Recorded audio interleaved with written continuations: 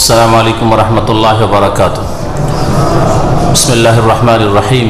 الحمد لله رب العالمين والصلاة والسلام على سيد المرسلين نبينا محمد وعلى آله وصحبه أجمعين ومن تبعهم بإحسان إلى يوم الدين. أما بعد،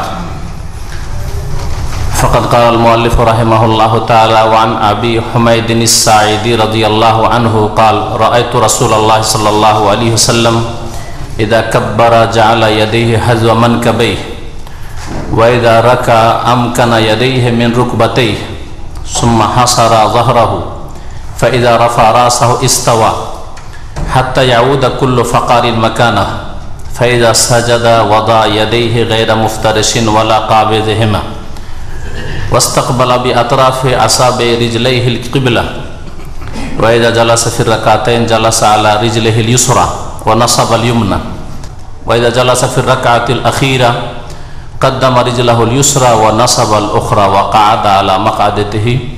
رواه البخاري। হাদিস নম্বর 213। সম্মানিত ভাতৃমণ্ডলী, আল্লাহ পাক রব্বুল আলামিনের সমস্ত প্রশংসা, সালাত এবং সালাম নাযিল হোক নবী সাল্লাল্লাহু আলাইহি সাল্লামের উপর।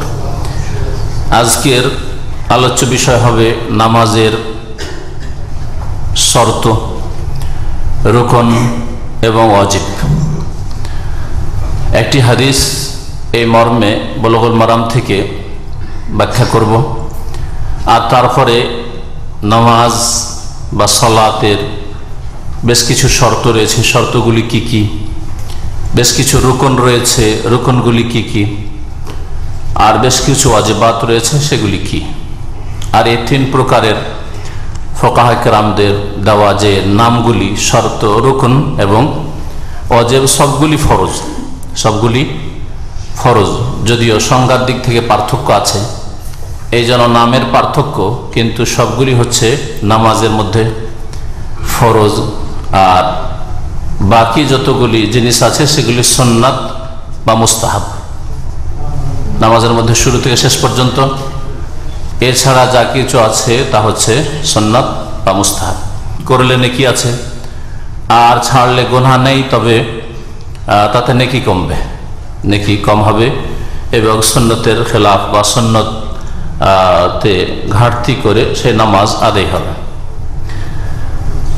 আর এই জিনিসগুলি, যেগুলি শর্ত, যেগুলি রুকন, যেগুলি ওয়াজিবাত, সেগুলি যদি না থাকে তাহলে নামাজে এমন ধরনের ঘাটতি হবে যাতে হয় নামাজ হবেই না, অথবা যেমন ওয়াজিবাতের ক্ষেত্রে শুধু নামাজ যদি ইচ্ছা করে ছাড়ে তো নামাজ হবে না তাতেও, আর যদি ভুলে গিয়ে থাকে তাহলে সেজদা সহ দিয়ে তার ঘাটতি পূরণ হয়ে যাবে।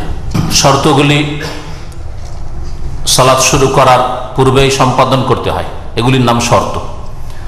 আর রুকন সালাতের মধ্যে, নামাজের মধ্যেই সেগুলি নামাজের অংশ, সেগুলি এমন ফরজ যেগুলি ভুলে গিয়ে ছুটে গেলেও নামাজ হবে না, আর ইচ্ছা করে ছাড়লেও নামাজ হবে না।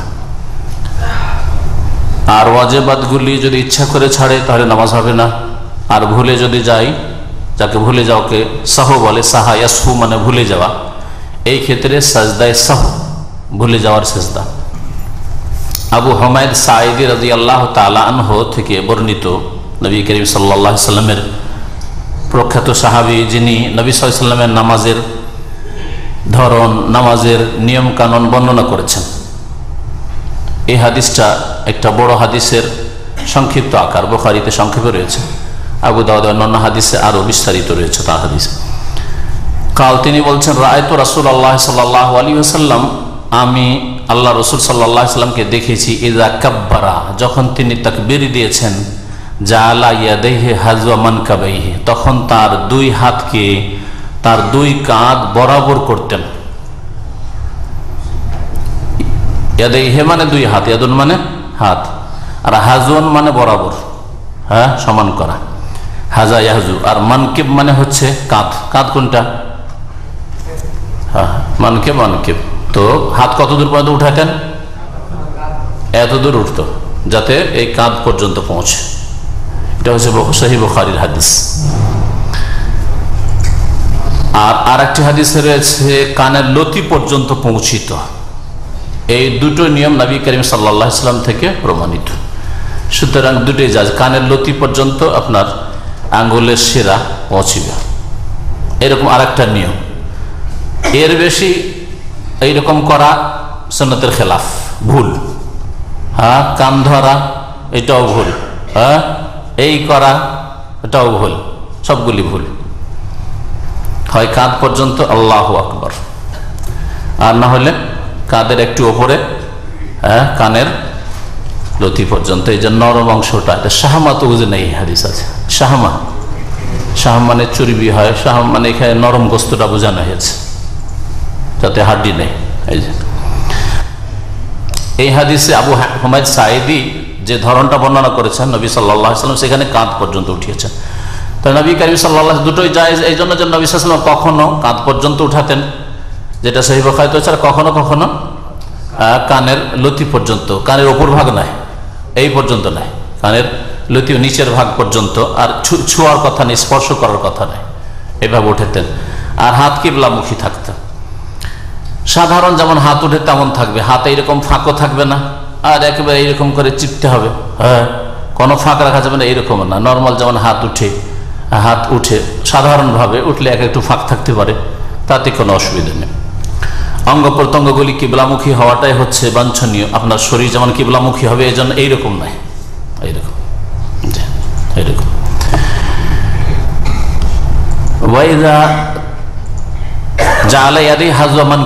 তাহলে দুই কাঁধ পর্যন্ত দুই হাত উঠাতেন। এই হাত উঠানোকে কি বলা হয় আরবি ভাষায়? রাফা মানে উঠানো, আর ইয়াদাইন মানে হচ্ছে দুই হাত, রাফুল ইয়াদাইন। কি বলা হয়? রাফুল ইয়াদাইন। এটাকে বিকৃত করে আমাদের দেশের এক শ্রেণীর লোকেরা রফাদানি, বিদআতপন্থীরা রফাদানি বলে।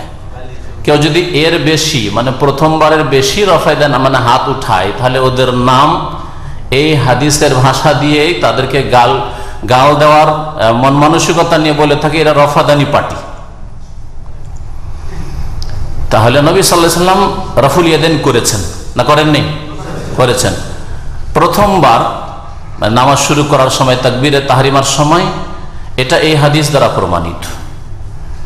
এটা একটি জায়গা যেখানে কোনো দ্বিমত নেই, উম্মতের উলামায়ে কেরামদের, আইম্মায়ে কেরামদের কোনো দ্বিমত নাই যে তাকবীরে তাহরিমার সময় রাফুল ইয়াদাইন মানে দুই হাত উঠাতে হবে কাঁধ পর্যন্ত, অথবা কানের লতি বা লতা পর্যন্ত, এতটুকু উঠাইতে হবে, এতে কোনো ইখতিলাফ নেই। তাহলে রাফুল ইয়াদাইন ইসলামে আছে। কেউ যদি কোনো দলের নাম যদি যারা তাদের মতের সাথে মিল নেই সেই জন্য রফাদানি রাখে, তো এটা শরীয়তে ঠাট্টা মজাক করা হইল না? ঠাট্টা মজাক করা কুফরি কাজ। সুতরাং সাবধান, কারণ নাম বলার আগে চিন্তা করে নেবে যে আপনার নাম কি হবে। আপনি কাউকে রফাদান বললেন, পক্ষান্তরে আপনার নাম হয়তো মুরতাদ হইল, ইসলাম নিয়ে ঠাট্টা মজাক করার জন্য। তো অন্য কারো নাম দেওয়ার আগে চিন্তা করে নেবেন যে আমার নামটা কি হইতে পারে এর পরিণামে। যেমন কারোর সাথে মারামারি করার আগে, ঝগড়া করার আগে চিন্তা করে নিতে হবে যে আমার পরিণাম কি হইতে পারে। এটা হচ্ছে জ্ঞানীর পরিচয়। ওয়াইদা রাকা আমকানা ইয়াদাইহি মির রুকবাতাইহি, আর যখন নবী করিম সাল্লাল্লাহু আলাইহি ওয়াসাল্লাম রুকু করতেন তখন আমকানা ইয়াদাইহি দুই হাতকে মজবুত করে ধরতেন। আমকানা ইউমকিনু মাকান থেকে, মাকান মানে জায়গা, তাই না? দুই হাতকে মজবুত করে ধারণ করতেন মির রুকবাতাইহি দুই হাঁটুতে। রুকবা, রুকবা কোনটা? হ্যাঁ, হাঁটু দেখান, এই যে হাঁটু, দুটো হাঁটু। হ্যাঁ, এই দুই হাঁটুর উপর দুই হাত শুধু রাখতেন না, ওয়াদা নেই, ইয়াদাও এরকম নেই, কি আছে আমকানা মানে শক্ত করে ধারণ করা। তাহলে রুকুতে গিয়ে হাত হালকা করে শুধু রাখবেন না, হ্যাঁ, মজবুত করে ধরবেন। এমনি অনেকে হয়তো হালকা করে ধরে, শরীরের উপরে ভর আছে, হাঁটুর উপর ভর নেই, মানে মজবুত করে তাহলে হাঁটু ধরে নেই, আর হাঁটুর উপর ভর আছে তাহলে হাঁটু মজবুত করে ধরে আছে, হচ্ছে পার্থক্য। নবী করিম সাল্লাল্লাহু আলাইহি ওয়াসাল্লাম দুই হাঁটু মজবুত করে ধরতেন।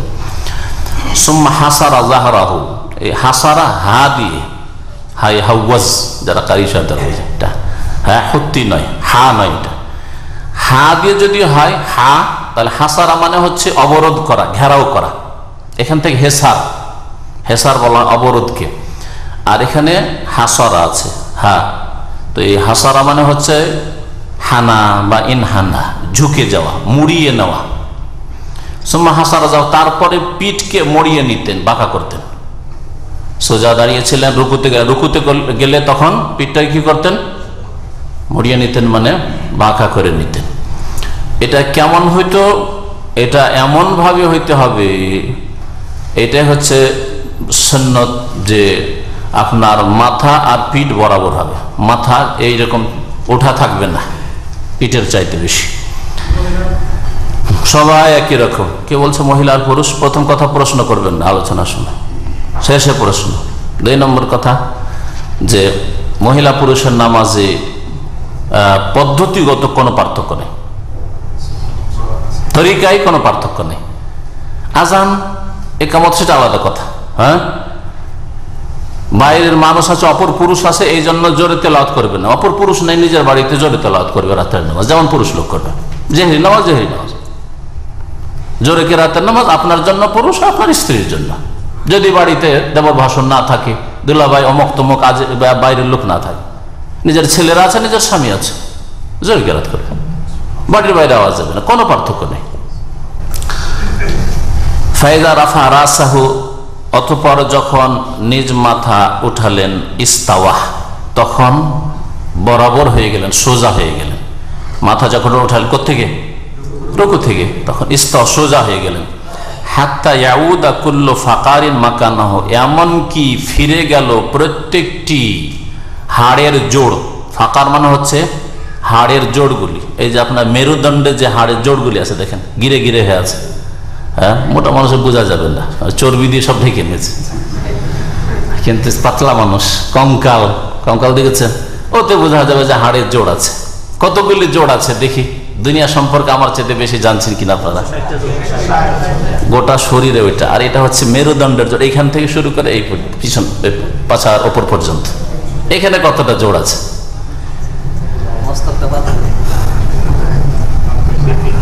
যেটাকে বলা হয় আল আমুদুল ফাকরি। অ্যাক্সিডেন্ট, দুর্ঘটনা হলে এই জন্য অ্যাক্সিডেন্টাল রোগীকে উঠানো নিষেধ আছে, উঠাবেন না সৌদি আরবে। এমনিও মেডিকেলে নিষেধ আছে। অন্য লোক উঠাতে গিয়ে হয়তো একটু আঘাত খেয়েছে, বাঁকা হয়েছে, উঠাতে গিয়ে দিলেন ভেঙে, আর মেরুদণ্ডের কোনো অংশ যদি ভেঙে যায় তাহলে ওর জিন্দগিটা বেকার, আর কোনোদিন দাঁড়াতে পারবে না। আলমানে হসপিটালে একজন বাংলাদেশি ভাইকে দেখেছিলাম 4-5 বছর আগে, বিছানায়, সে খাবজিতে অ্যাক্সিডেন্ট হয়েছে, বিছানায় বছর 2 থেকে শুয়ে আছে, ভালো হচ্ছে না, জীবনটাই শেষ, আর কখনো উঠতে পারবে না। কথা বলছে, সবকিছুই করছে, খাওয়া দাওয়া করছে, কিন্তু মেরুদণ্ডের হাড় ভেঙে যায়, আর বিছানা থেকে সোজা বসতেও পারে না, নড়াচড়া করতে পারে না, শুয়ে শুয়ে সবকিছু। আলহামদুলিল্লাহ।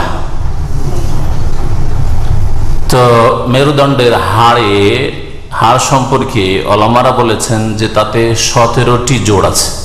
দেখেন 17টি। তো বলছেন যে হাত্তা ইয়াউদা কুল্লু ফাকারিন মাকানু, প্রত্যেকটি হাড়ের জোড়গুলি আপন আপন জায়গায়। যখন আপনি বাঁকা হচ্ছেন, আল্লাহ যদি এই অবস্থা না রাখতেন মেরুদণ্ডের হাড়ে, হাতের হাড়ের মতো, এটা বাঁকা করেন তো দেখি এই জায়গাটা, এটা যেমন করতে পারছেন, করতে পারবেন? এই জায়গাটা ভেঙে দিল, পারবেন না, ভেঙে দিতে হবে তাহলে পুরো। এই জায়গাটা পারবেন? হ্যাঁ, পারবেন না। টাকা আর আপনার হাঁটুর মাঝখানটা পারবেন যে একটু বাঁকা করবো? কোনো উপায় নেই। কিন্তু মেরুদণ্ড যেমন ভাবে রুকুতে যাচ্ছেন, সিজদায় যাচ্ছেন, পারছেন? হ্যাঁ, চেনের মতো হয়ে আছে, চেনের মতো হয়ে আছে। একেবারে বাঁকা করে মাথাটাকে নিচে নামিয়ে দিয়ে হাত বা মাথাকে পায়ের কাছে পৌঁছে দিতে পারছেন? পারছেন না? এক্সারসাইজ করতে গিয়ে অনেকে ইবাদতে তৌফিক হয় না, নামাজ পড়ে এক্সারসাইজ করা তৌফিক হয় না বেনামাজি মুসলমানদের। আর দিনে 1 ঘন্টা থেকে 2 ঘন্টা শরীরের হেফাজতের জন্য এক্সারসাইজ করছে। আর এই শরীর, যেই শরীরের হেফাজত করছে এক্সারসাইজ করে, জাহান্নামে জ্বলবে, এর কোনো পরোয়া নেই।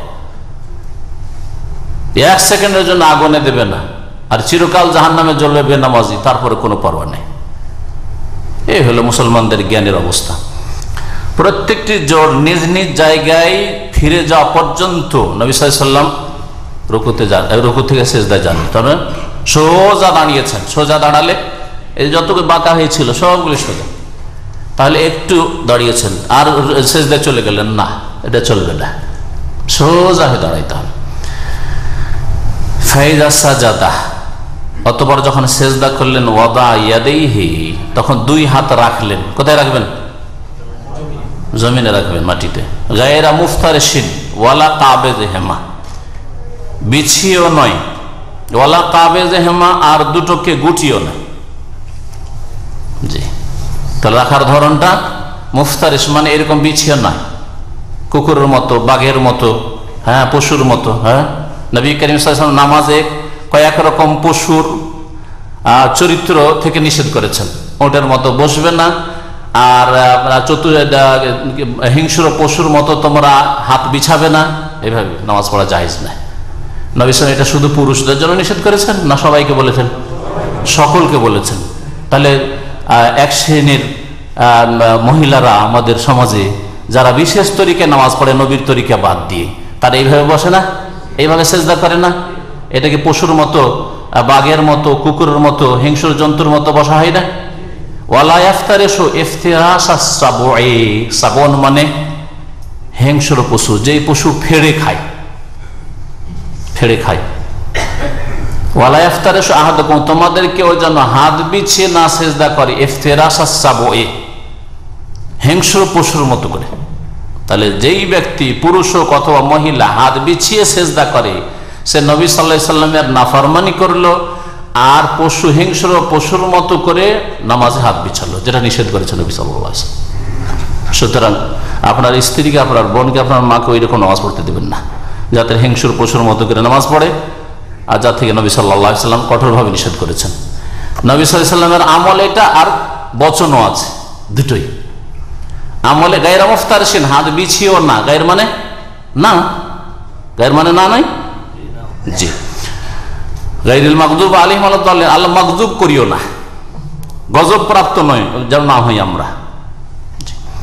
ওয়ালা কাবেজেহমা, কাবাজা ইয়াকবেজু মানে সংকুচিত করা, গুটিয়ে দেওয়া। হ্যাঁ, যেমন এটা কাবাজা, এটা হচ্ছে কাবাজা। হ্যাঁ, ওয়ালা কাবেজেহমা, বিছাবেন না, আর এমন করে নেবেন না যেমন সেজদা করে দেখেন, এইরকম করে সেজদা না করে একেবারে লাগিয়ে নেওয়া। হ্যাঁ, এটা হলো সুন্নতি সেজদা, বিছিয়ে দেন হিংস্র পশুর মতো, এটাও চলবে না। আচ্ছা, গুটিয়ে নেন, বগলের আগে একবারে, হাত দুটোকে বগলে আরো সাঁটিয়ে একবারে এরকম। হ্যাঁ, না, এটা চলবে না, এই দুটো চলবে। এটা হচ্ছে কাবেজ। হ্যাঁ, হাত গুটিয়েও নেবেন না একবারে, আর বিছিয়েও দেবেন না, দুটো নিষেধ, খোলা থাকবে। ওয়াস্তাকবালা বিআতরাফি আসাবে রিজলাইহিল কিবলা, এবং নিজের দুই পায়ের আঙ্গুলগুলিকে কিবলামুখী করে দিলেন। দুই পায়ের আঙ্গুলগুলিকে তাহলে কি করতে হবে? কিবলামুখী করলে এইরকম হইতে হবে পায়ের আঙ্গুলগুলি, এইরকম না হয়, অনেকে সিজদা করে এরকম হবে মুড়িয়ে দিয়ে। তাহলে কোন দিকে গেছে? মুখ আঙ্গুলের পেছন দিকে চলে গেছে, কিবলার উল্টো দিকে চলে গেছে, এরকম হবে। জি, হ্যাঁ, সিজদা যান। হ্যাঁ হ্যাঁ, কিবলার দিকে করে মুখ করে আছে আঙ্গুলগুলি, পক্ষান্তরে উল্টো, উল্টো যে, হ্যাঁ, এইরকম নয় যে উল্টে দিয়েছেন। জি। ওয়াইদা জালাসা ফির রাকাতাইনে, আর যখন 2 রাকাত সালাতে বসতেন, 2 রাকাত পড়ে বসতেন, 4 রাকাত বিশিষ্ট নামাজ বা 3 রাকাত বিশিষ্ট নামাজে যাতে 2 তাশাহুদ আছে, ওতে যখন বসতেন, জালাসা আলা রিজলিহিল ইউসরা, 2 রাকাতে যখন বসতেন, এখানে আউয়াল তাশাহুদ বলা হয়নি, এই জন্য এটা 3-4 রাকাত বিশিষ্ট নামাজ হোক, অথবা 2 রাকাত বিশিষ্ট ফজরের নামাজ হোক, সুন্নাত নামাজ হোক, শুনে রাখেন। যদিও মাসলা ইখতিলাফ আছে এগুলো মাসলায়, কেমন করে বসেন, বসার ধরনটা কেমন হবে। 2 রাকাত পরে যে আপনি তাশাহুদে বসলেন, তখন বসার নিয়মটা কি? জালাসা আলা রিজলিহিল ইউসরা, তখন নবী সাল্লাল্লাহু আলাইহি ওয়াসাল্লাম বসলেন বাম পায়ের ওপর ভর দিয়ে। রিজল মানে পা, আর ইউসরা মানে বাম, আইসার ওর মুয়ান্নাস হচ্ছে ইউসরা। ওয়া নাসাবাল ইউমনা, আইমান মানে ডান, আর ওর মুয়ান্নাস স্ত্রীলিঙ্গ হচ্ছে ইউমনা। ওয়া নাসাবাল ইউমনা, ডান পাকে খাড়া করলেন, দাঁড় করলেন। কেমন হবে একটু দেখান, বসেন। এই যে বাম পায়ের ওপরে বসলেন, আর ডান পাটা আমি দেখতে পাচ্ছি না, আপনারা দেখছেন তো না, দাঁড়িয়ে আছে। ওয়া নাসাবাল ইউমনা, ডান পা দাঁড়িয়ে থাকবে। ওয়া কাদ, তারপরে বাকি কি আছে? ওয়াইদা জালাসা ফির রাকাতিল আখিরা, আর যখন বসলেন শেষ রাকাতে, শেষ রাকাতে, তাহলে 4 রাকাত বিশিষ্ট অথবা 3 রাকাত বিশিষ্ট নামাজ, আর শেষ রাকাতে বসলেন, শেষ তাশাহুদে, কাদ্দামা রিজলাহুল ইউসরা, তখন নিজের বাম পাকে এগিয়ে দিলেন, কাদ্দামা। ওয়া নাসাবাল উখরা, আর দ্বিতীয় যে পার্টি সেটাকে কি করলেন, দাঁড় করে দিলেন। ওয়া কাআদা আলা মাকআদাতিহি, আর বসে গেলেন তার নিতম্বের উপর। মাকআদা মানে বসার স্থান, মানে পাছা, সহজ ভাষায়।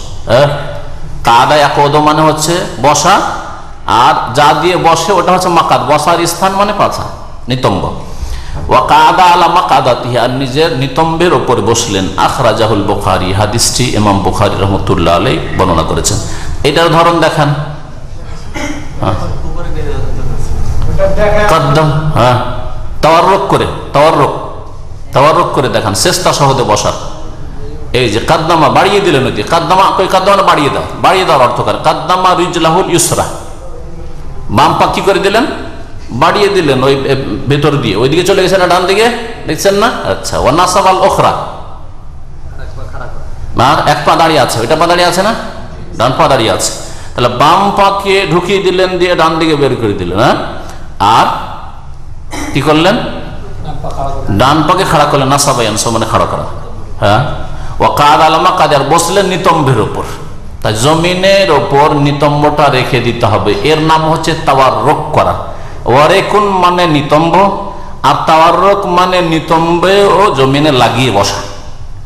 অন্য হাদিসে রয়েছে তাওয়াররাকা, হ্যাঁ, মানে নিতম্বের উপরে বসলেন। এটা পুরুষ নারী সবার জন্য। পক্ষান্তরে আমাদের দেশের মযহাবী নামাজ হচ্ছে যে মহিলারা প্রথম তাশাহুদ হোক আর দ্বিতীয় তাশাহুদ হোক, মহিলারা কি করবে, এই নিতম্বের উপর বসবে, আর পুরুষরা, পুরুষদেরকে এই হাদিস মানেনি, তারা বলছে যে প্রথম তাশাহুদ আর হোক আর দ্বিতীয় তাশাহুদ ওই আগের মতো করে বসতে হবে।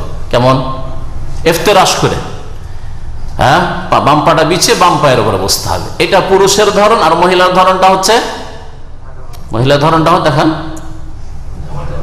হ্যাঁ, এইরকম সব সময় না, ওরা শেষ তাশাহুদের না, ওদের আউয়াল সানি সব একই রকম, ভাগাভাগি করে নিয়েছে, তোমরা এটা নাও মহিলারা, আমরা পুরুষটা এটা দিলাম, হাদিস থেকে নেব না। কথা বুঝতে পেরেছেন? না, এইরকম নামাজ না।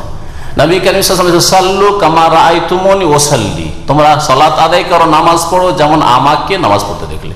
নবী কারীম সাল্লাল্লাহু আলাইহি ওয়াসাল্লাম এরকম নামাজ পড়েছেন। আর এই সম্বোধন পুরুষকেও করেছেন, মহিলাকে করেছেন। যেমন আবু বকর করেছেন, আবু বকর মেয়ে আয়েশাকে করেছেন। যেমন ওমরকে করেছেন, তেমন হাফসাকে করেছেন। সাল্লু কামা রাআইতুমুনি ওয়াসাল্লি, যেমন আমাকে নামাজ পড়তে দেখলে তেমন নামাজ পড়ো। যদি পার্থক্য থাকতো তো নবী করিম সাল্লাল্লাহু আলাইহি ওয়াসাল্লাম কখনো অস্পষ্ট অসম্পূর্ণ কথা বলেননি, আর বলবেন না, কখনো না। আমরা মানুষকে বোঝানোর চেষ্টা করি যাতে আমাদের কথা থেকে ভুল না বুঝে, তো রাসূলুল্লাহ সাল্লাল্লাহু আলাইহি ওয়াসাল্লাম এমন কথা, অস্পষ্ট কথা বলেছেন যে ভুল বুঝে মানুষ। মহিলা পুরুষের পার্থক্য আছে, অথচ ক্লিয়ার বলে যাবেন না। দিনে রাতে 5 বার করে আদায় করতে হয় মহিলাকে পুরুষকে, আর কথাটা ক্লিয়ার করে যাবেন না যে সাল্লু আইয়ুহার রিজাল, পুরুষরা তোমরা আমার মতো নামাজ পড়ো, আইয়ুহান নিসা তোমরা নামাজ পড়ো আমার স্ত্রীদের মতো। একটা কথা বলতেন না নবী করিম সাল্লাল্লাহু আলাইহি ওয়াসাল্লাম, যদি শরীয়তে এই পার্থক্য থাকতো। সুতরাং ভালো করে দিল খুলি আল্লাহর রাস্তায় হাদিস থেকে নামাজ নেন। আমরা বিবির নামাজটা যাতে কবুল হয়, আপনার মা বোনের নামাজটা যাতে কবুল হয়।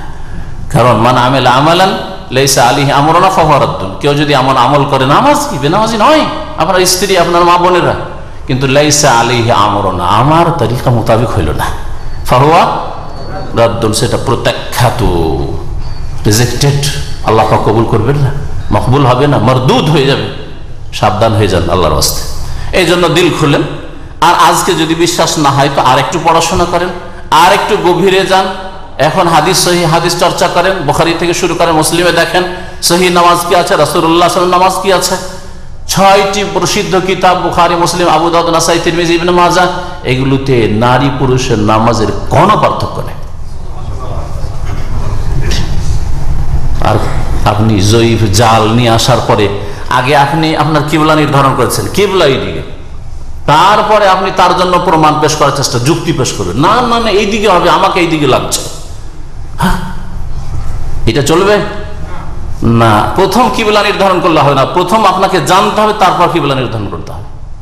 আগে না জেনে বললেন এইদিকে পশ্চিম না, এইদিকে কাবা আছে, বললে চলবে না। ওই রকমই আগে থেকে সিদ্ধান্ত নিলেন নারী পুরুষের নামাজের পার্থক্য করব, তারপরে দলিল খুঁজো। এটা হচ্ছে মাযহাবধারীদের তরিকা। আর কোরআন হাদিসের অনুসারীদের তরিকা হচ্ছে যে প্রথমে কোরআন হাদিস মানব, তারপর দেখো মাযহাবের ফতোয়া, যেই ফতোয়াটা কোরআন হাদিসের অনুকূলে সেটা নেব, আর বাকিগুলোকে মাস সালামা তা ওইগুলোকে ছেড়ে দিতে বলেছেন আইম্মায়ে কেরামগণ, ছেড়ে দেব। এই একটি হাদিস, যাতে সংক্ষেপে নামাজের বেশ কিছু তরিকা বর্ণনা করা হয়েছে। এর সাথে এখন আজকের যেটা আসল বিষয়বস্তু, কারণ বাইরে থেকে অনেক ভাইরাই বোনেরা অনুরোধ করেছেন যে নামাজের শর্ত, রুকুন আর ওয়াজিব এগুলি জানার জন্য, তো এগুলি আলোচনা করে দিই, আর তারপরে বাকি হাদিসগুলো ইনশাআল্লাহ আগামী সপ্তাহগুলিতে আসবে, যাতে নামাজের মধ্যে আরো যেসব বিষয়গুলি সবগুলি আসবে। নামাজের অধিকাংশ বিষয় এখন আলোচনায় আসেনি, তাশাহুদ আসেনি, দরুদ আসেনি, সানা আসেনি, কোন সানা পড়বেন, জায় নামাজের দোয়া আছে কি নাই, এগুলি আসেনি, সবগুলি আসবে ইনশাআল্লাহ তাআলা। নামাজের শর্ত কয়টি? 9টি। প্রথম শর্ত মুসলমান হওয়া। যে কোনো ইবাদত বন্দেগী করার জন্য প্রথম শর্ত হচ্ছে মুসলিম হওয়া, ইসলাম। প্রথম মুসলিম হইতে হবে, আকীদায়, ইবাদতে, আল্লাহর দিন কবুল, নবীর অনুসরণে, আল্লাহর আনুগত্যে, রাসূলের আনুগত্যে আমি মুসলিম, আত্মসমর্পণকারী, আল্লাহর দিনে কোরআন হাদিসে যা আসবে মানি। ইসলামকে যাতে নষ্ট না করেন মুসলিম জন্মসূত্রে, আর ইসলামকে নষ্ট করেন শিরক কুফরি করে। কেউ নাস্তিকতা দিয়ে নষ্ট করেছে, কেউ নষ্ট করেছে কবর মাজারে সিজদা করে, বালা মুসিবত আসলো, ছেলে মেয়ে হয় না, মাজারে চলে গেল, খাসি দিয়ে আসলো, একটা ছেলে হলে তোমরা এটা বাবার দান, আমার 88 বাবা দিয়েছে, তাহলে তার মধ্যে ইসলাম নেই, ইসলাম নষ্ট করেছে, নিজের ইসলাম নিজে নষ্ট করেছে। তো প্রথম ইসলাম আপনার মধ্যে থাকতে হবে, তারপরে নামাজ কবুল হবে, তারপর নামাজ শুদ্ধ হবে। শিরক কুফরি অবস্থা, একটা লোক নাস্তিক, আল্লাহ পরকালে বিশ্বাস করে না, কিন্তু দুনিয়ার কোনো ঘরে, যে কোনো ঘরে যে হোক, বা লোকজন সবাই নামাজ পড়ছে, আমি একা কেন বাইরে বসে থাকি, কারণ একটা অনুষ্ঠানে এসেছি মুসলিমদের, সেটা ওতেই লেগে যায়, মন্দিরেও লাগলো, মসজিদেও লাগলো, নামাজ কবুল হবে? কারণ অন্তরে তার ইসলাম নেই, আল্লাহ পরকালে। ঠিক তেমনি শিরককারী, ইমান ইসলাম ভঙ্গকারী লোকের নামাজ, ইবাদত, বন্দেগী কবুল হবে না।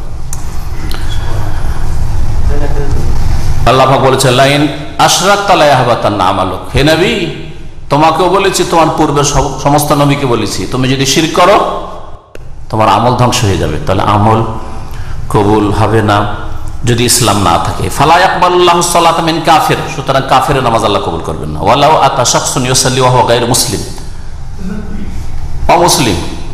জুমার দিনে অনেকে এই মার্কেট এরিয়াতে বেড়াতে চলে আসে কোম্পানি থেকে, আসার পরে দেখলো বাইরে দাঁড়িয়ে থাকবো, সাথীর সঙ্গে সব মুসলিম, মসজিদে ঢুকলো, আমিও নামাজ পড়িনি, হ্যাঁ হবে নামাজ?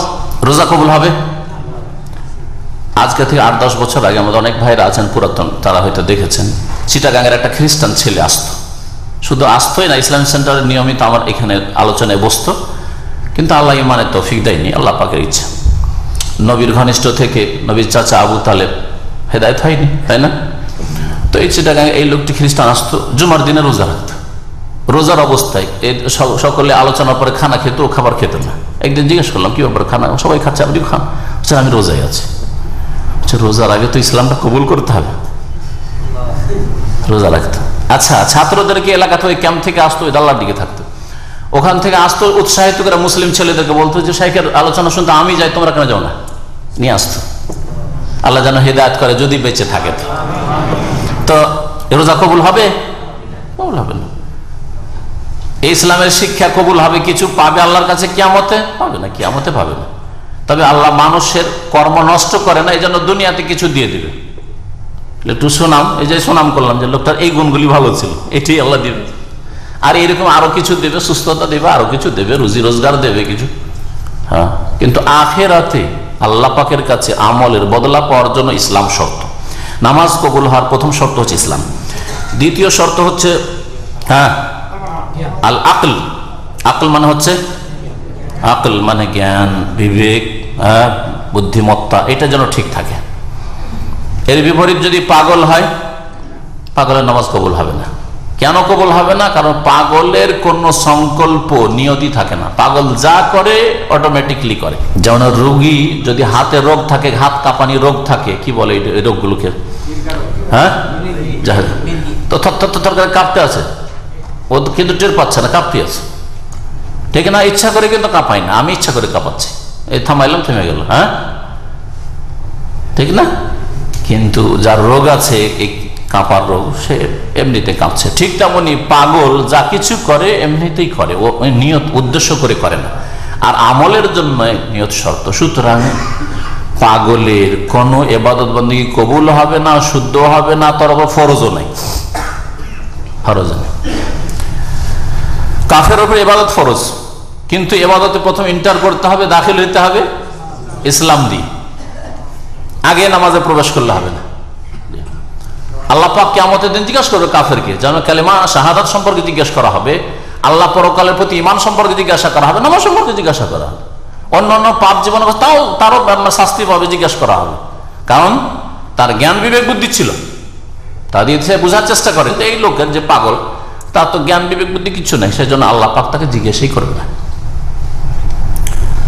দলিল নবী করিম সাল্লাল্লাহু আলাইহি ওয়াসাল্লাম প্রসিদ্ধ হাদিস, আবু দাউদ, তিরমিজিতে রয়েছে, রফিয়াল কালামান সালাসা, 3 শ্রেণীর মানুষের ওপর থেকে আল্লাহ পাকের দায়িত্ব দেওয়া, শরীয়তের দায়িত্বের কলম উঠিয়ে নেওয়া হয়েছে, আল্লাহ উঠিয়ে নিয়েছে।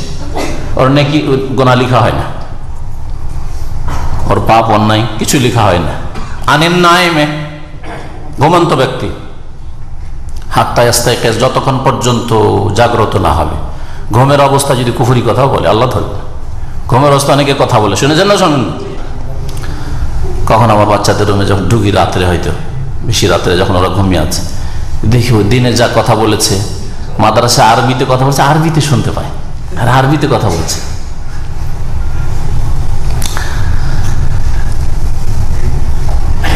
ধরবে না। ভালো মন্দ ঘুমের অবস্থায় কি বললো না বললো, আর কি করলো না করলো, আল্লাহ ধরবে না, যতক্ষণ জেগে না যাবে। হ্যাঁ, জেগে যাওয়ার পরে, হ্যাঁ, ঘুমের অবস্থায় কাপড় খুলে গেছে, আল্লাহ ধরবে যে তুই উলঙ্গ কেন? অনেকের হয় কিন্তু। আর ভালো করে শুনে রাখেন, যেসব যুবকদের, যেসব লোকদের হয়, তাদেরকে বলছি যে লুঙ্গি পরে শুলে লুঙ্গি বেঁধে রাখেন, আর না হলে প্যান্ট পরেন, পায়জামা পরেন, ঠিক আছে? মাদ্রাসায়, আমরা মাদ্রাসার হোস্টেলে 12-13 বছর থেকে থাকতে লেগেছি, বয়সে 13 বছর বয়সে মাদ্রাসা হোস্টেলে।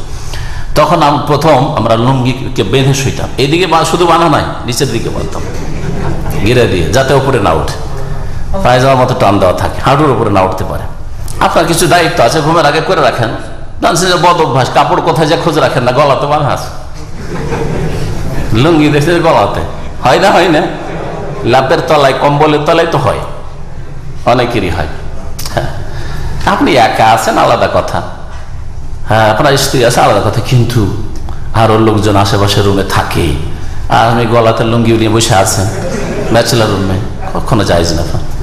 বা আপনার রুমে কেউ ঢুকে, যাই হোক, কি বলছিলাম, ঘুমের অবস্থায় আল্লাহ ধরবেন না যতক্ষণ না জাগবে। জাগতেই তাড়াতাড়ি করে, আপনি দেখছেন যে কাপড় উঠে গেছে, তাড়াতাড়ি করে ঢাকেন, আপনি রান খুলে গেছে ঢাকেন। আনিন নাইম হাত্তা ইস্তাইকাজ, আর কে? হ্যাঁ, ও আনিস সাগীরে হাত্তা ইয়াকবুরা, আর নাবালক ছেলেকে আল্লাহ ধরবেন না যতক্ষণ পর্যন্ত সাবালক না হবে। নাবালক অবস্থায় যদি কোন ভুল ভ্রান্তি করে, অন্যায় কথা বলে, তো আল্লাহ ধরবেন না। তবে বাপ মা যদি জানতে পারে যে আমার নাবালক ছেলে ভুল করছে, অন্যায় করছে, আর শাসন না করে, তো বাপ মাকে আল্লাহ ধরবে। কেন? বাপ মায়ের দায়িত্ব হচ্ছে নাবালককে ইসলামিক তরবিয়ত দেওয়া। পেটে যেমন খেতে দেবেন, তার আগে দেবেন আপনি দ্বীনি তরবিয়ত দেবেন। বাপ মাকে ধরবে, যদি জানতে পারে আর না শিখা। দেখলেন যে আমার ছেলে বেয়াদবি করলো, আমার ছেলে অন্যায় কথা বললো, সাথে সাথে শাসন করতে হবে। হ্যাঁ, এসে থেকে গেলেন, দিল আপনার স্ত্রীকে একটা লাত, আপনার ছেলে করে না? অনেক ছেলেরা 5 বছর 7 বছরের ছেলে দিল আপনার স্ত্রী আপনার সামনে লাত, আর আদরে আপনার স্ত্রীও বেকুব, আর আপনি এটা তরিকা না, আদব শিখাইতে হবে না, ফরজ এটা। এরকম অনেক ভুলই ছোট ছেলেরা করে থাকে, তাহলে সংশোধন করা বাপ মায়ের দায়িত্ব। আর কি বললাম? হ্যাঁ, ওয়ানিল মজনুনে, আর পাগল লোক, হাত্তা ইউফিকা, যতক্ষণ পর্যন্ত তার পাগলামি দূর না হবে, হ্যাঁ, সুস্থ মস্তিষ্ক সম্পন্ন না হবে। হ্যাঁ, এখন বুঝতে পারছে নামাজ কি জিনিস, হ্যাঁ, খাবার, বাপ মা জানতে পারছে, চিনতে পারছে, তাই নামাজ ফরজ। তৃতীয় শর্ত হচ্ছে তামইজ। তামইজ মানে হচ্ছে তামিজ মানে হচ্ছে ভালো মন্দের পার্থক্য করা। এটা নামাজ, এটা নামাজ নয়। এটা পাক না পাক, মসজিদ এটা বাড়ি নয় যে মসজিদে পায়খানা করতে বসে যাবো, পেশাব করতে বসে যাবো। এটা বুঝা, যতক্ষণ এটা না বুঝবে ততক্ষণ নামাজ শুদ্ধি হবে। হ্যাঁ, এই জন্য নবী সাল্লাল্লাহু আলাইহি ওয়াসাল্লাম 7 বছরের পূর্বে ছেলে মেয়েদেরকে নামাজ পড়ার হুকুম দিতে বলেন। 3 বছরের ছেলে, 4 বছরের ছেলে আর মসজিদে নিয়ে চললেন, আর গিয়ে মসজিদের এই দিক থেকে ওই দিক ফুটবল খেলে বেড়াচ্ছে। ছুটলো আপনার কাছ থেকে ওইদিকে, আপনার বাচ্চার স্বভাব এরকম চঞ্চল স্বভাব যে শান্ত হয়ে বসে থাকবে তাও নয়, না নিয়ে যাওয়া যায় যে না মসজিদে এরকম বাচ্চার ক্ষেত্রে। তাহলে আমাদের দেশে এক ধরনের ভুল আছে যে বাচ্চা 7 বছর 8 বছর হয়ে গেছে তারপরও কাতারে ঢুকতে দিবে না, পিছনে দাঁড়া বা পিছনে। এটাও বিদাতীদের কাজ, এটা ভুল, এটা ভুল। যেমন এটাও ভুল যে 3 বছর 4 বছরের বাচ্চা আর ধৈর্যও রাখতে পারবেন না, চঞ্চলে বাচ্চা, আপনি জামা শুরু করলে এই দিক থেকে দিল ওই দিকে, কারো টুপি টেনে নিয়ে হাঁটলো, আরো কত কি করে, সেজদার অবস্থায় কার কিসে হাত দিচ্ছে। তাহলে আপনি আপনার বাচ্চাকে মসজিদে নিয়ে যাবেন না, জায়েজ নয়। নবী সাল্লাল্লাহু আলাইহি ওয়াসাল্লাম এজন্য 7 বছর পর্যন্ত নিয়ে যেতে বলেননি। তবে যদি দেখেন 7 বছর আগে নেওয়া যেতে পারে, অনেক ওলামা বলেছেন 5 বছরে আপনার ছেলে চালাক চতুর, নামাজ বুঝে গেছে, পেশাব পায়খানা পাক না পাক বুঝে গেছে, কখনো পেশাব পায়খানা মসজিদে করবে না, হ্যাঁ, তাহলে শিক্ষার জন্য আর শান্ত আপনার পাশে যেখানে বসাবেন বসে থাকবে, নামাজ পড়ে অথবা বসে থাকবে, তাহলে নিতে পারেন। রাসূলুল্লাহ সাল্লাল্লাহু আলাইহি ওয়াসাল্লামের এক সাহাবী মাহমুদ রাদিয়াল্লাহু তাআলা আনহু, মাহমুদ বিন রাবি, তিনি বর্ণনা করছেন যে আমি নবী সাল্লাল্লাহু আলাইহি ওয়াসাল্লাম আমার চেহারায় কুলি করেছিলেন, আমার মনে আছে। ওয়াকুনতু ইবনু 5 সিনিন, তখন আমার বয়স 5 বছর ছিল। 5 বছর রাসূলুল্লাহ সাল্লাল্লাহু আলাইহি ওয়াসাল্লাম কুলি করে বা উযু করে রসিকতা করে তার চেহারাতে কুলি করেছিলেন, পানি ছিটিয়েছিলেন, ওটা তার মনে আছে। এই হাদিস থেকে উলামায়ে কেরাম, মুহাদ্দিসিনরা, ফুকাহারা ইস্তেদলাল করেছেন, দলিল পেশ করেছেন যে 5 বছরের ছেলে যদি কোনো কিছু বর্ণনা করে ধর্মের ক্ষেত্রে কবুল করা যাবে। ওই সাহাবীর এই হাদিস কবুল করলেন না করলেন না? নাবালক বলে উড়িয়ে তো দিলেন না। তাহলে কেউ যদি কোনো বড় মানুষ রসিকতা করে যদি ছোটদের আদর করতে গিয়ে পানি কুলি করে তাহলে জায়েজ, নবী সাল্লাল্লাহু আলাইহি ওয়াসাল্লাম করেছেন। এই মাসলা জানলাম 5 বছরের ছেলের হাদিস থেকে, 5 বছরের ছেলের বর্ণিত হাদিস থেকে বোঝা গেছে। তাহলে 5 বছর, 3 বছর 4 বছর ছেলে অনেক সময় বুঝে না, 2 বছর 2.5 বছর 3 বছরের ছেলে পেশাব পায়খানা বুঝে না, মসজিদ বুঝে না, কিন্তু 5 বছর ছেলে অনেক সময় বুঝতে পারে।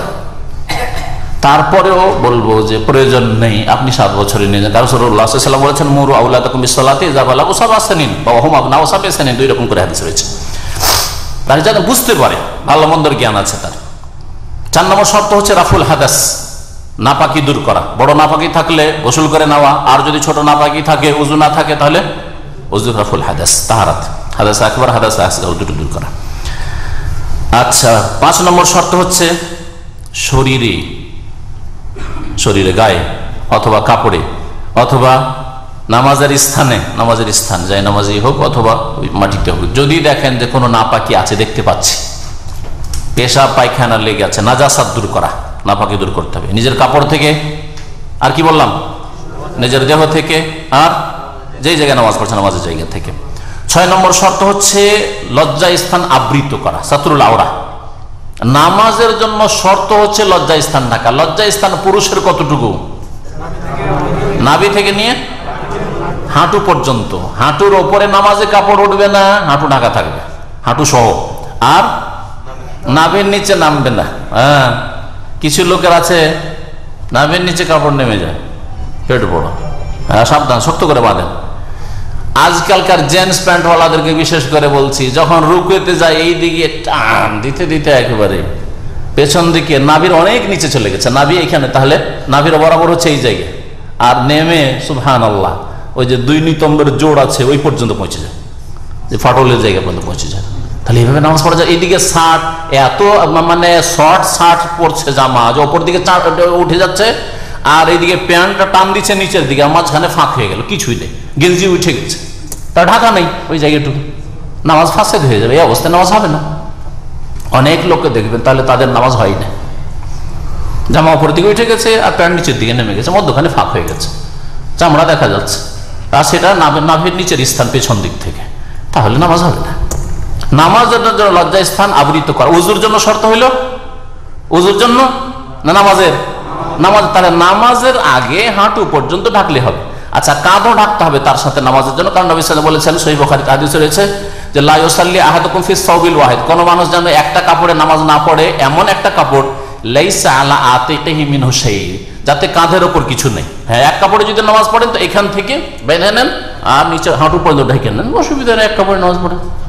গরিবী আমলে একটা কাপড় এরকম ছিল, সাহাবায়ে কেরাম আমলে এইভাবে নামাজ পড়তেন।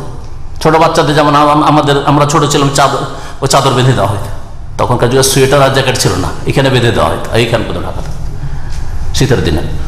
তো এক কাপড়ও হইতে পারে, কিন্তু এইভাবে ঢাকতে হবে।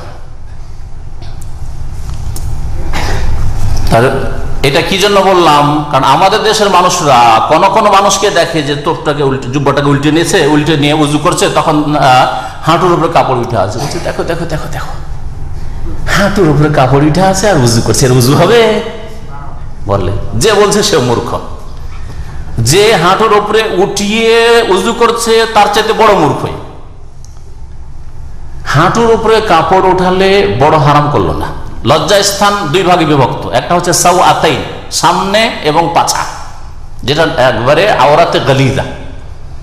সামনের দিকে লজ্জা স্থান আপনার হাফ প্যান্টের জায়গাটুকু, কথা বুঝতে পেরেছেন? সাউ আতাইন মানে সামনের দিকে এবং পেছন দিকে একেবারে পেশাব পায়খানার স্থান, আরো সহ ক্লিয়ার ভাষায় এইটা এক ঢাকা একেবারে ফরজ। আর রানের কিছু অংশ কখনো কখনো খোলা জায়েজ আছে না? নাই? আস্তে করে বলছেন।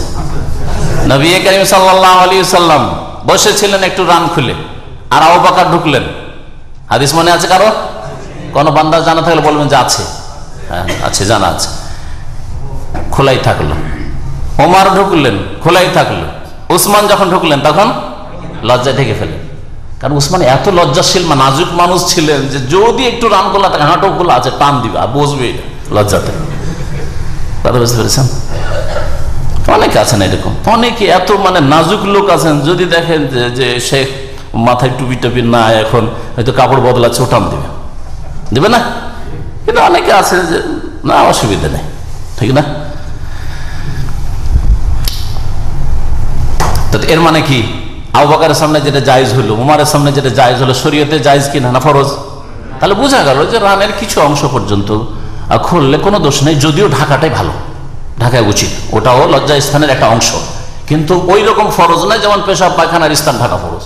হ্যাঁ, আমাদের দেশের চাষিরা আপনারা কি বলেন, কাপড় যে ষাটের লুঙ্গিকে নেংটি এখানে বাঁধে, ঘুষা ঢুকায়, কাঁচা বাঁধা, তাহলে তো খুব বড় হারাম কাজ করে না, একবার কবিরা গুনাহ করে। তার শরীয়ত বুঝতে হবে, বলবো না করতে, বলছে না যে এরকম করুক। তারপরে আমাদের দেশে যখন মেঘ বৃষ্টি হয়, কাদাতে হাঁটে, তখন লুঙ্গিটাকে উল্টে এখানে বাঁধে না, তখন আপনার রান উঠে ওঠা কিছু যায় না। কিন্তু যদি কোনো আরবি যদি জুব্বাটাকে উল্টে যদি উজু করে, আর মহা অপরাধ করে দিল, সুবহানাল্লাহ, নিজের দোষ কোথায় গেল? নিজেদের দোষগুলো কোথায় গেল? তো কথা হচ্ছে যে লজ্জা স্থান হাঁটু পর্যন্ত ঢাকা থাকতে হবে, এটা নামাজের জন্য শর্ত, এটা উজুর জন্য শর্ত নাই। তাহলে উজুর জন্য গায়ে কাপড় থাকার কোনো শর্ত নেই। কেউ যদি বলে যে উজুর সময় গায়ে কাপড় থাকতে হবে, তো গোসলের সময় গায়ে কাপড় থাকতে হবে। গোসল যদি শরীর থেকে কাপড় দূর করে জায়েজ হয়, উলঙ্গ অবস্থায় জায়েজ হয়, তো উজুও জায়েজ। শুনে রাখেন ভালো করে, কারণ উজুও তাহারাত, গোসলও তাহারাত। গোসল বড় পবিত্রতা, উজু হচ্ছে ছোট পবিত্রতা। বুঝছেন আমার কথা না? বুঝছেন না? হ্যাঁ, কারণ এখন মগজের ধুলাই হচ্ছে, ভুলগুলি দূর হচ্ছে, সুতরাং একটু ঘষা দেওয়া দরকার আছে। হ্যাঁ, ময়লা আবর্জনা পড়ে আছে, তো ওর জন্য একটু বেশি ঘষা দিতে হচ্ছে। এই জন্য বলছি যে বুঝছেন কিনা, নাকি আশ্চর্য হচ্ছেন যে কি রে শুনছি রে, হ্যাঁ কি আশ্চর্য কথা শুনছি? না, কোরআন এবং হাদিসের কথা। শর্ত যখন নামাজের জন্য, তাহলে বোঝা গেল তার আগে উজুর জন্য শর্ত নয় লজ্জা স্থান ঢাকা। 7 নম্বর শর্ত হচ্ছে ওয়াক্ত প্রবেশ করা। নামাজের ওয়াক্ত না হলে নামাজ পড়া যাবে না। সকাল 10টায় জোহর পড়ে বসে আছেন, চলবে না। হ্যাঁ, মাগরিব পড়ে বসে আছেন আগে, হ্যাঁ হবে না।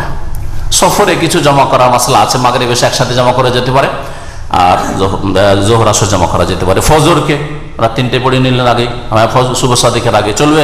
চলবে না। সময় হওয়া।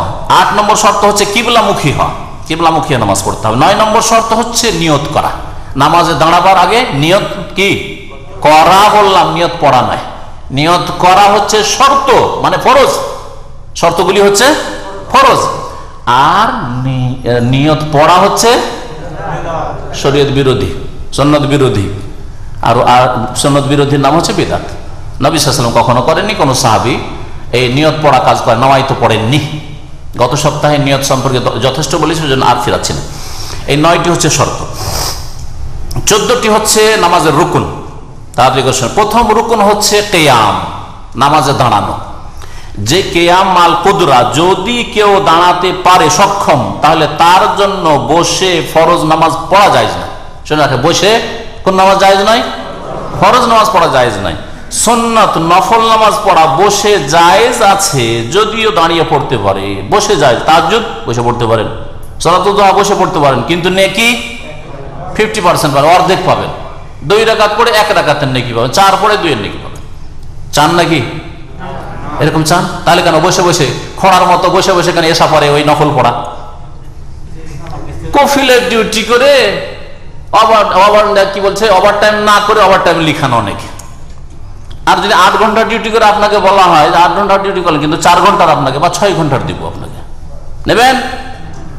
পয়সার ক্ষেত্রে রাজি হন না, আর নামাজের ক্ষেত্রে, আল্লাহ পাকের ইবাদতের ক্ষেত্রে আল্লাহ অত নেকির দরকার নেই, অত নেকি আমার লাগবে না, সুতরাং তোর নফল পড়বো 2 পড়বো 1 নেকি নেব, তাই না? এটাই তো বুঝায়। কেন পড়বেন এরকম? নবী করিম সাল্লাল্লাহু আলাইহি ওয়াসাল্লাম এইরকম এশার নামাজের পরে তার সাহাবীরা এশার নামাজের পরে এইরকম বসে খোড়া লোকের মতো বসে নফল পড়েননি। শুনে রাখেন, ভালো করে সংশোধন করেন।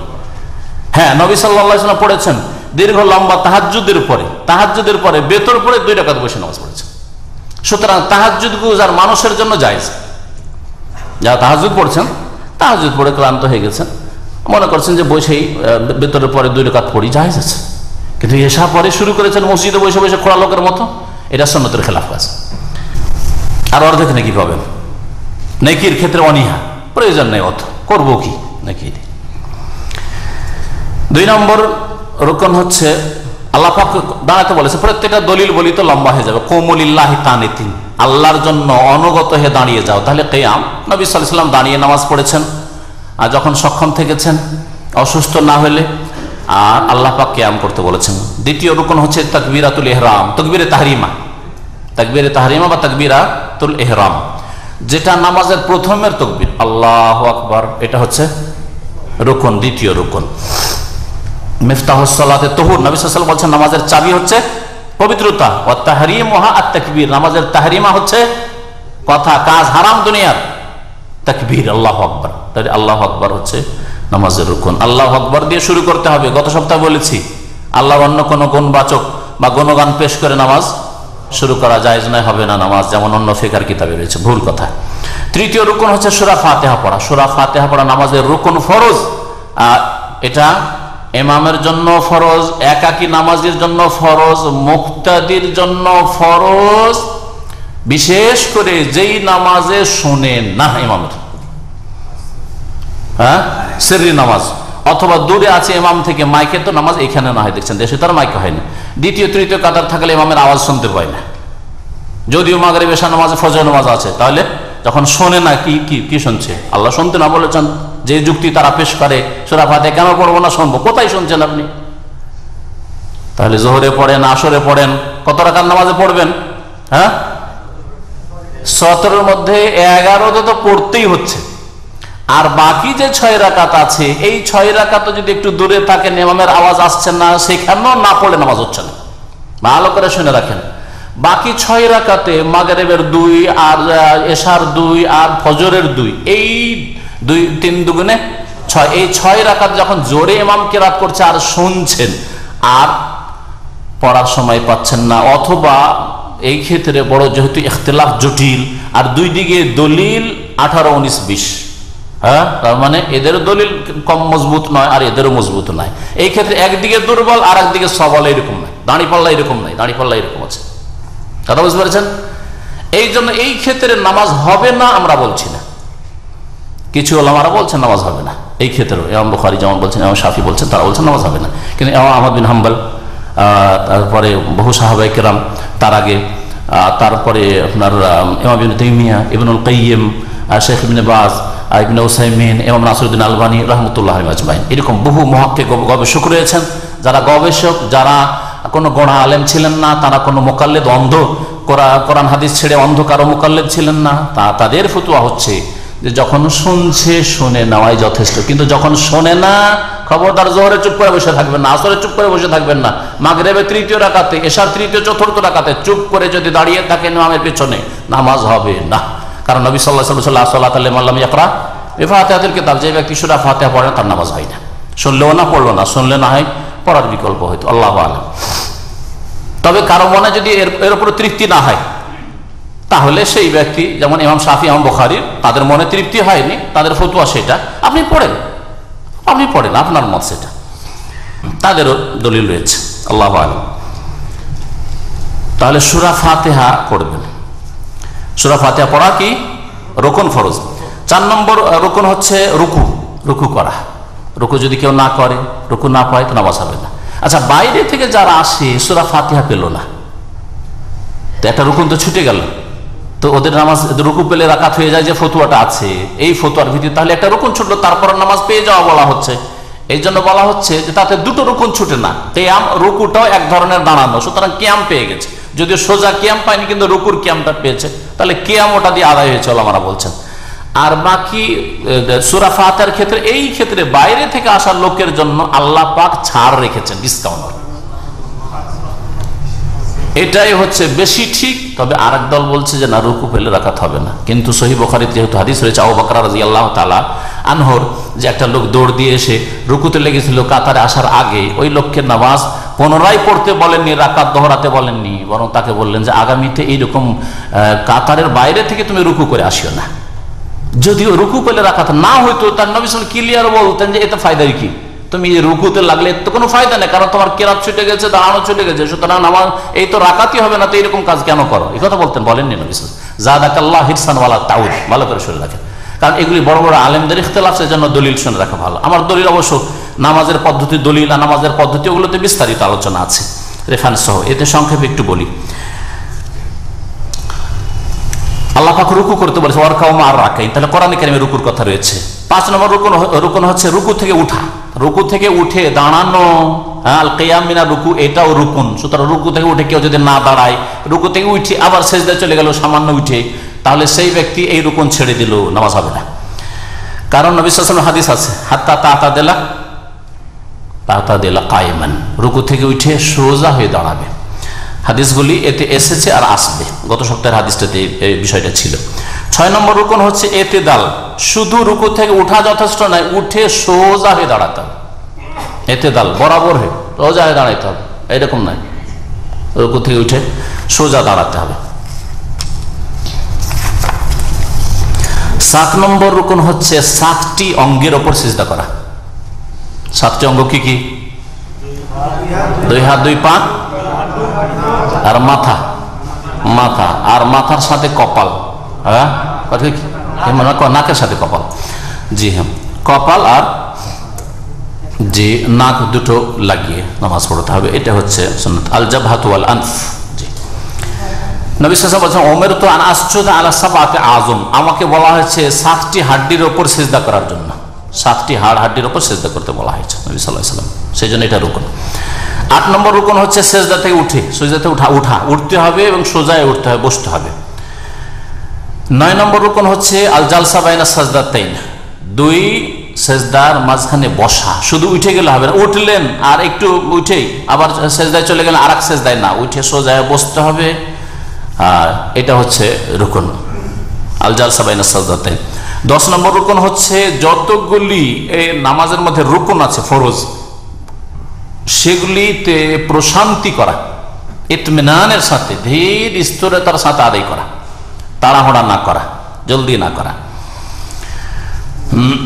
নবী সাল্লাল্লাহু আলাইহি ওয়াসাল্লামের হাদিস গত সপ্তাহে যেটা, হাত্তা তাতমাইন্না জালিসান হাত্তা তাতমাইন্না রাকিয়ান, ইতমিনানের সাথে করো, ইতমিনানের সাথে করো, এই তাতমাইন্না শব্দ ব্যবহার হয়েছে। 11 নম্বর রুকুন হচ্ছে নামাজের শেষ তাশাহুদ, যেই নামাজে 2 তাশাহুদ আছে, শেষ তাশাহুদ, মাগরিবের শেষ তাশাহুদ, এশার শেষ তাশাহুদ, ফজরের শেষ, সব নামাজের শেষ তাশাহুদ, এটা হচ্ছে রুকুন। তাশাহুদ না পড়ে কেউ যদি নামাজ শেষ করে নেয় তার নামাজ হবে না। হানাফি মাযহাবের ফতোয়া, তাশাহুদ তাদের কাছে ফরজ, রুকুন নাই। তাশাহুদ তাদের কাছে ওয়াজিব, ছুটলেও নামাজ হয়ে যাবে। তাই তাদের কাছে কি তাশাহুদের সমান বসলেই হবে। মেকদারুত জুলুস মেকদারুত তাশাহুদ, তাশাহুদের সমান বসে যদি জিকির আজকারও করে, সুবহানাল্লাহ আলহামদুলিল্লাহ করে, তবু তাদের কাছে নামাজ হয়ে যাবে। 13 নম্বর রুকন হচ্ছে 12 নম্বর না, 12 নম্বর রুকন হচ্ছে তাশাহুদের জন্য বসা। একটা হচ্ছে তাশাহুদের বৈঠক, আর একটা হচ্ছে তাশাহুদ পড়া, দুটো। হ্যাঁ, 11 নম্বর যেটা বললাম সেটা হচ্ছে তাশাহুদ পড়া, আত্তাহিয়াত পড়া। আত্তাহিয়াত পড়া ওয়াজিব নয়, ওরা বলছে যে আত্তাহিয়াত পড়তে হবে না একটা। আর আরেকটা হচ্ছে তাশাহুদের জন্য বসা। সুতরাং তাশাহুদের জন্য না বসে কেউ যদি দাঁড়িয়ে তাশাহুদ পড়ে, বসা এই জন্য রুকুন, যে দাঁড়িয়ে যদি কেউ তাশাহুদ পড়ে নামাজ হবে না। 13 নম্বর রুকুন হচ্ছে নবী সাল্লাল্লাহু আলাইহি সাল্লামের উপর সালাত পেশ করা। এই মাসলা ইখতিলাফ আছে, একদল উলামারা এটাকে ওয়াজিব বলেছেন বা সুন্নাত বলেছেন, সেটাকে রুকুন বলেননি। আরেক দল বলছেন এটা হচ্ছে রুকুন, কারণ নবী সাল্লাল্লাহু আলাইহি সাল্লাম তার সাহাবায়ে কেরাম কখনো এই দুরুদে ইব্রাহিমি ছাড়েননি নামাজে, সব সময় এর আমল করেছেন। এবং আল্লাহ পাক কোরআনে হুকুম করেছেন, আর কোরআনের হুকুমের বাস্তবায়ন নামাজের মধ্যে করতে হবে, কারণ সাহাবীরা সকলেই করেছেন। কখনো বিনা আত্তাহিয়াত আর বিনা দুরুদে নবী সাল্লাল্লাহু আলাইহি ওয়াসাল্লাম সাহাবারা নামাজ পড়েননি। ইন্নাল্লাহা ওয়া মালাইকাতাহু ইউসাল্লুনা আলান নবী ইয়া আইয়ুহাল্লাযীনা আমানু সাল্লু আলাইহি ওয়া সাল্লিমু তাসলিমা।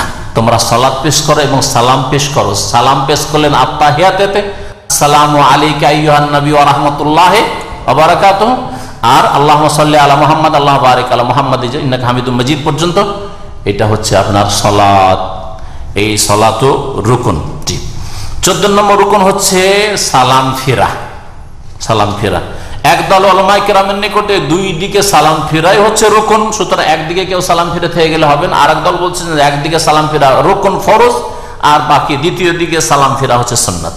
একদিকে সালাম ফিরলেই হয়ে যাবে। তাদের কাছে মাসলা ইখতিলাফ রয়েছে, কিন্তু সহিহ হচ্ছে যে নামাজে, ফরজ নামাজে 2 দিকে সালাম ফেরাই ফরজ।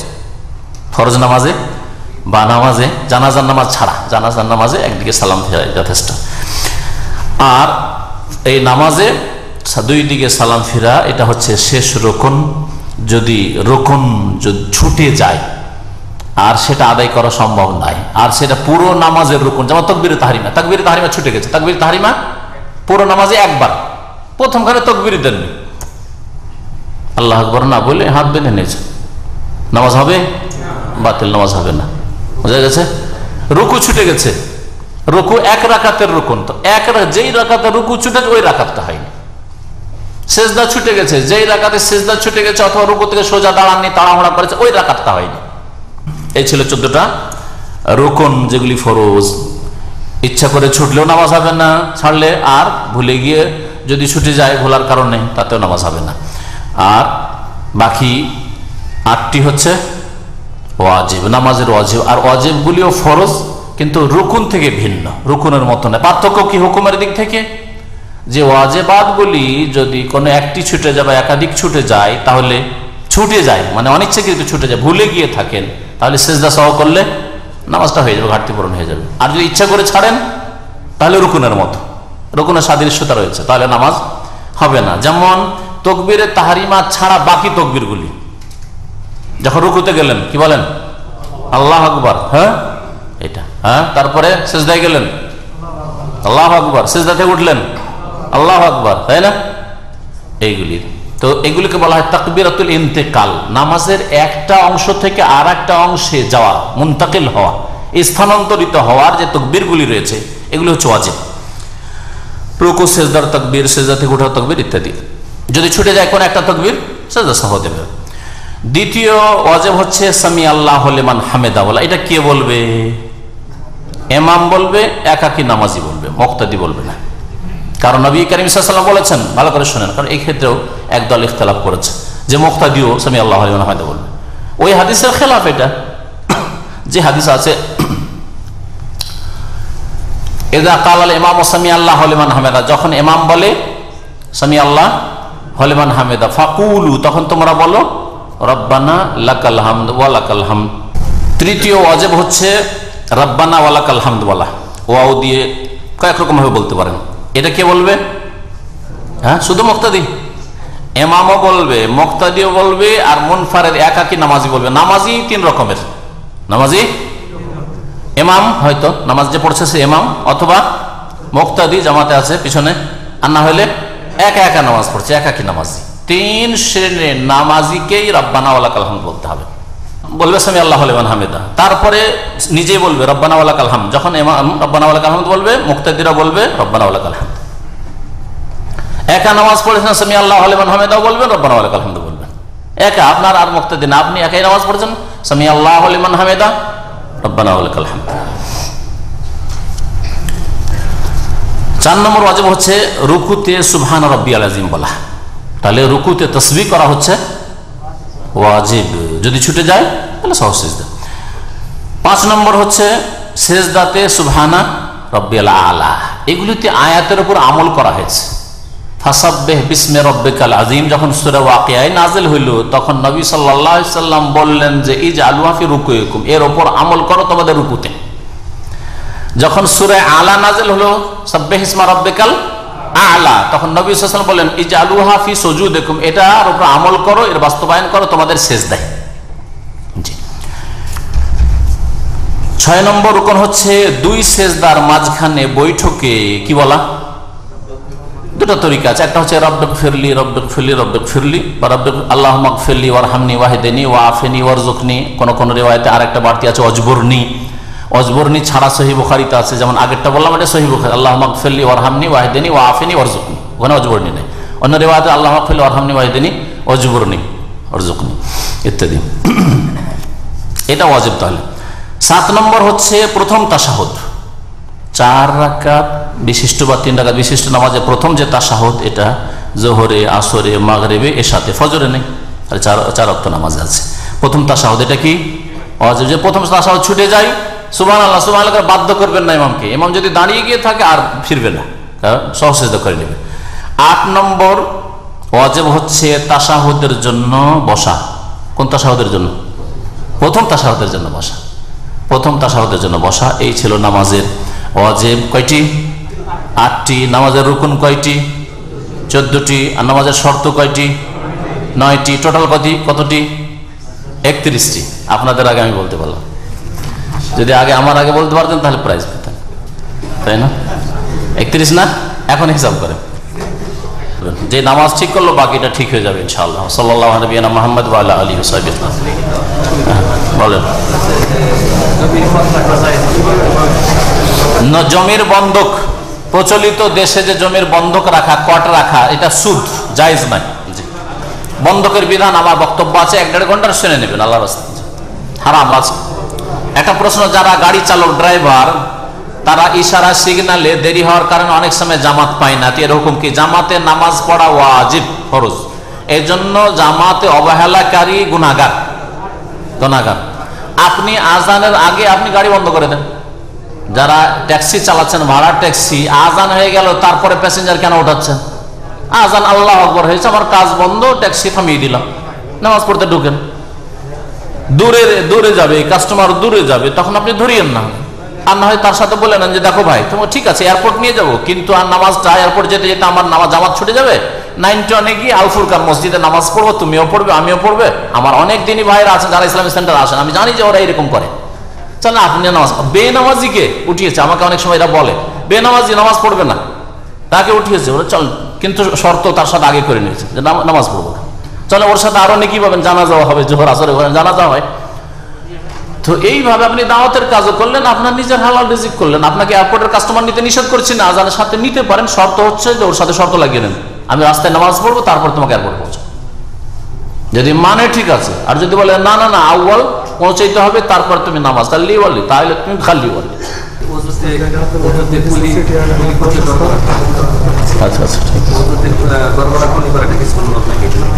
উযুতে গড়গড়া কুলি করা সুন্নত না ওয়াজিব, এই ক্ষেত্রে ইখতিলাফ আছে। তবে সুন্নতে মুআক্কাদা অবশ্যই, এতে কোনো সন্দেহ নেই। আর ইচ্ছা করে কুলি করা আর নাকে পানি দেওয়া ছাড়বেন না। অনেক ওলামারা এটাকে ওয়াজিব বলেছেন, কারণ সেটাও আল্লাহ যে চেহারা ধুইতে বলেছেন, চেহারের অন্তর্ভুক্ত মুখের ভিতরটা মুখ গহ্বর আর নাকটা, সেই জন্য নাকে পানি দেওয়া, নাক পরিষ্কার করা আর কুলি করা কেউ ওয়াজিব বলেছেন, কেউ সুন্নাতে মুআক্কাদা বলেছেন। সুন্নাতে মুআক্কাদা নিশ্চিত, সেই জন্য ইচ্ছা করে ছাড়বেন না। আমাদের দেশে বেতের নামাজে কুনুতের আগে আরেকটা তাকবীর থাকে, তাকবীর এগুলো ইজতিহাদ, যে কোনো হরকতের জন্য তাকবীর দিয়েছেন, সেই জন্য নাম ওটা উল্টো তাকবীর। কোনত রুকুর পরেই পড়েন, রুকুর পরে কোনত পড়েন, তাহলে ইখতিলাফ থেকে বেরিয়ে যাবে সব। হ্যাঁ হ্যাঁ হ্যাঁ, রুকুর আগে জায়েজ আছে কোনত, কাবলা রুকু বাদা রুকু দুই রকমই কোনত হাদিস আসছে। মাগরিবের মতো করে বেতরে, হ্যাঁ, যে ভুলগুলো আছে ভুলগুলো সারেন। বেতরে এক রাকাত চলে, শুধু 3 নয়, এই ধারণাটা ছাড়েন যে এক হবেই না নামাজ, এই ভুল ধারণা। তারপরে আপনার কি বলে, ওই মাগরিবের মতো করে 2 রাকাত পড়ে যে তাশাহুদ পড়েন, এটা নেই, এটা জয়ীফ, এইভাবে বসবেন না। 2 রাকাত পড়ে সালাম ফিরে দেন, আর না হলে বসিয়েন না, ডাইরেক্ট উঠে 3 রাকাত একসাথে পড়েন।